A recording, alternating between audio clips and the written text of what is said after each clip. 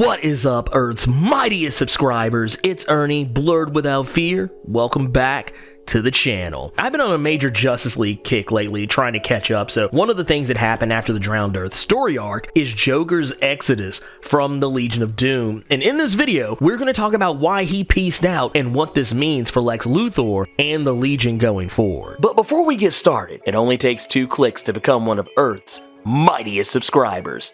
Click.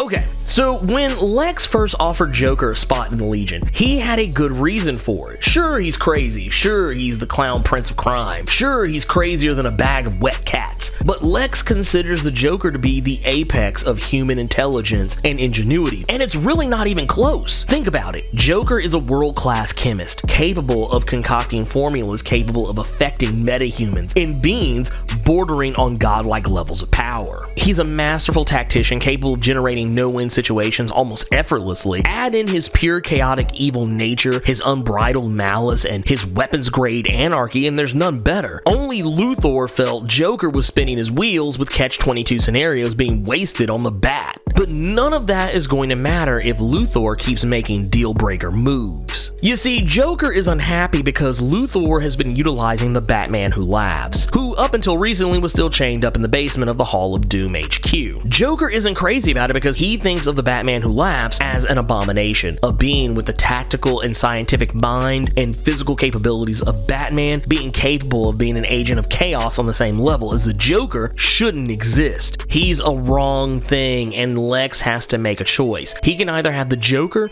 or the Batman Who Laughs, but not both.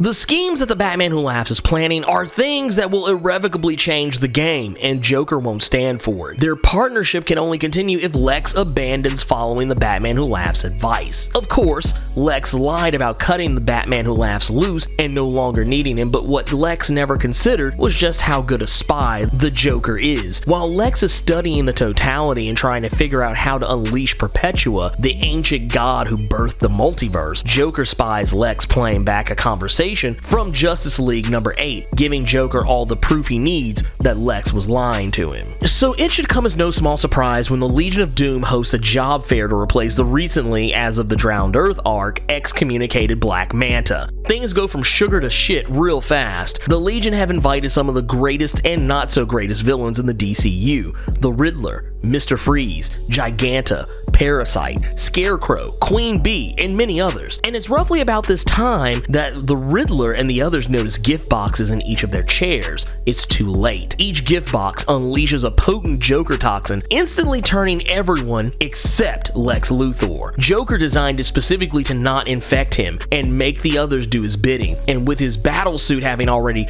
been dismantled by the Joker prior to this, he's left nearly defenseless against not just the Legion prospects, but the Legion themselves. He even winds up being knocked unconscious with the very same doorknob of doom that he used to kill Vandal Savage in Justice League number 1. The Joker reveals that he never had any interest in what Luthor had to offer. Control of the multiverse is not something the Joker has a desire for. He's a simple man with simple taste. Echoing Heath Ledger's words in The Dark Knight, he probably wouldn't know what to do with the power of the multiverse if he even had it to begin with. It's too much to bother with. What he does know how to handle is Lex Luthor.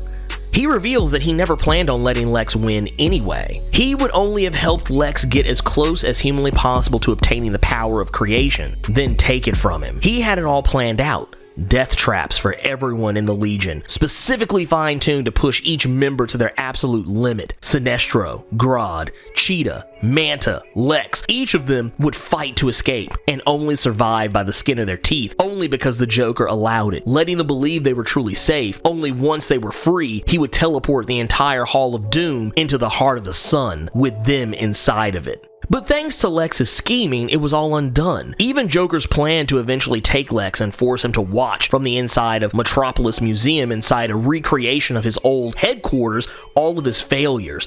all of his plans failing and falling down around him, even leaving enough breadcrumbs for Batman and Superman to come running to save Lex, but only arriving just in time to watch him burn alive. He even reveals that while he has Lex captive, he could easily unleash his classic acid flower filled with a special compound capable of burning through Lex's pesky force fields, burning a smile into that beautiful brain of his that only Superman would be able to see. And even that is not as awful as what the Batman Who Laughs has planned for Lex, and Joker has no intention of letting Lex off the hook so easily. Lex must face the consequences of his actions and his thirst for godhood. And the only punishment worthy of Lex is the torturous machinations of the Batman Who Laughs. He returns Lex's doorknob of doom and gives everyone in the hall the antidote for the toxin as he exits, leading to every Legion prospect deciding that they'd rather suffer the wrath of the Legion than get that smoke from the Joker. And now that the Legion's numbers have fallen from 6 to 4, Cheetah and Grodd feel like this only served to make them look weak. But Lex doesn't care, because he feels they already have every major player that they need. They needed ingenuity, they needed high intelligence, and maybe Joker wasn't the one that Lex should have went with. He should have went with his original idea, and that is Brainiac. You see, Brainiac, though he was killed in Justice League No Justice #1, he still turned out to be alive. Professor Ivo has been working on him and rebuilding him so Lex can make him a proper member of the Legion of Doom and help him open the Totality and release Perpetua. Now, that being said, it's proven that Lex is absolutely off his freaking rocker, and that maybe he is actually pushing things just a hair too far. And the Joker is well within his rights to be upset about what Lex is doing, but at the same time, it also is kind of funny in the fact that the Joker was not going to go along with it anyway. I think the Joker was just upset that Lex betrayed him first. And with everything else going on in the Justice League, it's going to be proven even further that Lex Luthor is probably heading down the absolute wrong path in regards to how to handle Perpetua and the Totality. But only time will tell, and we'll talk about it in some future videos. But I just wanted to talk about that real quick because I thought it was a really interesting part of the Justice League, the whole dynamic between Lex Luthor and the Joker. And we're going to talk about some more interesting dynamics with Lex Luthor and other characters pretty soon. But you let me know what you think about the Joker and his exodus